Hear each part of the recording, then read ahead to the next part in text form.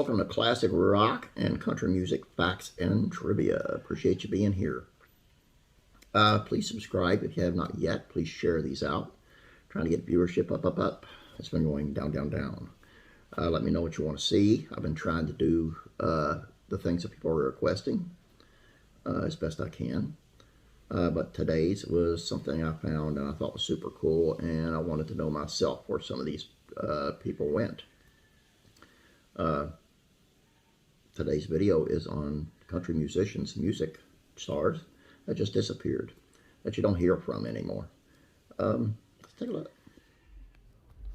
Cindy Thompson. Cindy Thompson launched a strong career with Capitol Records in 2000, and thanks to her debut single, What I Really Meant to Say, which climbed the charts to #1. Her debut album included 2 other hits, I Always Liked That the Best and I'm Gone. Quite suddenly, she stepped away from a music career in 2002, explaining she couldn't commit to the obligations. Several years later, after co-writing Gary Allan's Life Ain't Always Beautiful, as Cindy Goodman, she returned, but didn't release new music on Capitol. However, in 2009, she did release a digital EP and another 3-song effort in 2015. She performs periodically. Ricochet released their self-titled debut album on February 6th of '96. The album was a winner for the 6-piece band, producing 4 hits, including Daddy's Money. Group first #1. Ricochet's most recent album came out in 2012, but unfortunately none of the songs reached the charts. They continue to play shows every year, with their most recent listing on February 14th of 2020. The Wreckers were formed when friends Michelle Branch and Jessica Harp set their solo aspirations aside for one solid album and a few touring years. The Grammy-nominated Leave the Pieces and Oh My were hit songs, but with 3 years they split up to focus once again on being solo artists. Harp was a successful pop artist prior to the duo, and her fame helped propel the Wreckers to quick success in country music, but neither would return to where they once were as a group. In August of 2017, they reunited for one show, only to sing Leave the Pieces in Nashville. It came during Branch's headlining tour stop and appears to have been a one-off, as she is now focused on her family and her own music. Cletus T. Judd was called the Weird Al of country music during a career that stretched from the 90s to the mid-2000s and put him in the A-list circles across the country. Parodies of songs by Toby Keith, I Love NASCAR, Kenny Chesney, My Cellmate Thinks I'm Sexy, and many more usually came with hilarious country music videos. While not a radio mainstay, he was popular on tours and during his own headlining music comedy sets. Eventually, he gave up that life to focus on family and begin a radio career. He teamed with Chad Brock, who was also on this list later, for many years. In 2012, he stepped away and officially retired from the road in 2015. And in 2018, he made a light comeback with some new songs, tour dates, but really just made the media rounds to tell the story of overcoming homelessness and addiction. During the Unfiltered interview with Taste of Country, he broke down in tears talking about his life and his daughter. Dina Carter. Who could ever forget the smash hit Strawberry Wine?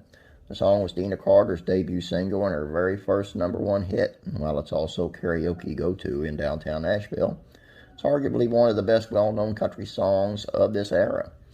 Carter found 2 other #1 hits in her height of her fame, and We Danced Anyway and How Do I Get There?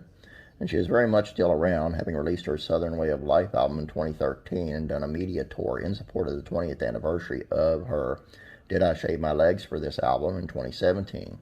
More recently, she's been very active on social media with 2 separate video podcasts, Wing It Wednesday and TGIF episodes, the latter being an exploration of her faith on her YouTube channel.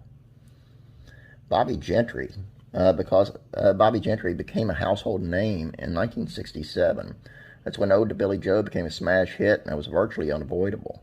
No matter what type of music you like, she won 3 Grammy Awards that year and sold more than 3 million copies of that song. Although she had a few other hits, none would touch that one. And she hasn't been involved in music since the 70s and seen in public since '81. Recent years outlets, the Washington Post, Medium, and The Guardian tried to find Gentry and concluded she likely lives near Memphis, Tennessee, but few could make contact. Blackhawk, one of my favorite bands. Blackhawk signed their first record deal with Arista in '93, the same year they released their debut single Goodbye Says It All. The song climbed the charts to number 11 and is still their most well-known today, although there were no strangers in the charts in the '90s. Blackhawk has since endured changes in members, but released an album, a Christmas album, as recently as 2019. The group's website shows a few tour dates from 2020 and indicates that just Henry Paul and Dave Robbins remain as permanent members of the group. Original member Van Stevenson died in 2001. Chris Cagle scored top 10 hits in the early 2000s. Chicks Dig It, I Breathe In, I Breathe Out, and remained active on touring artists through 2014 before announcing he was retiring in 2015. His aim was to start his new career and spend time with his kids in Oklahoma, but in 2019 he indicated he was coming back for one show and bringing new music in Iowa. He's only 51 years old. Jessica Andrews jumped into the music scene at the age of 15, but it wasn't until 2 years later that she scored her biggest hit. In 2001, she released Who I Am, a number one single, her only number one single, although she did find the top 20 with another release. Her most recent offering came in 2008. Personal news dominates her social media in 2020. In 2011, she married longtime boyfriend Marcel Chagan, a songwriter and music video director. In 2018, the couple welcomed their first child, a baby boy named Rockwell. John Michael Montgomery. Quietly, John Michael Montgomery has gone more than a decade without delivering a new country music album. Vocal issues have certainly slowed him. In 2019, the I Swear singer announced he was on a vocal rest after surgery, and rumors around Nashville are that these issues have plagued him for years. He did have shows slated for 2020, however. According to the official website, he still does. The 55-year-old soul hitmaker lives in Kentucky with his family, including son Walker, who is a country singer as well. Daughter Madison is dating after a few hitmaker Travis Denning. Charlie McClain was an important country singer in the 80s thanks to her song Who's Cheatin' Who, Sleeping with the Radio On, and Radio Heart.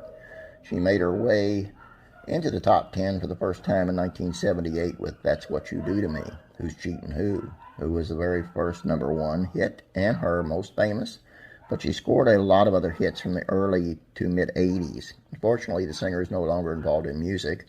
She hasn't recorded a new studio album since '89. She officially retired in the early 90s. Last check, she lived in rural Tennessee. Chad Brock is known for his number one hit, Yes. Although he's been around for a few years before releasing the smash single, Brock's second single was Ordinary Love, a song that the 90s country fans will remember. It wasn't until he released a second album that he scored a number one. Brock's career took an unexpected turn in 2005 when he became a morning radio DJ in Tampa, Florida. From there he moved to Atlanta and eventually worked for a cable channel called the Country Network. It's not clear what he does professionally today. At one point he said he would run for Senate, but his social media pages show politics are heavy on his mind. The conservative is a loyal supporter of the NRA and the Second Amendment. Last but not least, Miss Barbara Mandrell. Barbara Mandrell is a country music Hall of Famer and considered a legend. Her era of success was certainly cut short by a car accident in '84. To collect money from her insurance company, she was forced to sue the family of the man who caused the crash, a 19-year-old that died. The public viewed this as only a celebrity suing a dead man's family, not aware of her intent or Tennessee law. At the time, she had 15 years of hits, but sales and commercial success slumped in the late 80s, and by mid-90s, she lost her foothold on the format. The two-time CMA Entertainer of the Year, retired in 1997, but performs on rare occasions. Okay, interesting side note. I did a show with John Michael Montgomery. I actually met him a couple times. I met him before he was a star as well. I was living in Lexington, Kentucky at the time. Nice guy. He's going through a lot of throat problems. And we were playing at a place called Austin City Saloon one night in Lexington, and the owner had passed away. And that's where Montgomery Gentry and John Michael Montgomery got their start, was in that nightclub. So Eddie Montgomery and John Michael Montgomery were there that night, and they played our stuff and actually played before us, so they kind of warmed us up. Pretty funny to watch, too, because they was kind of pickled.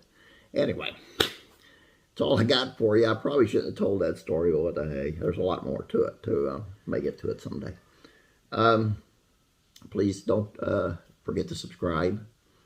And please share these out. Please, please, pretty please. Try to get the viewership up. Thank you very much. Have a great day. God bless you. And I will be praying for you.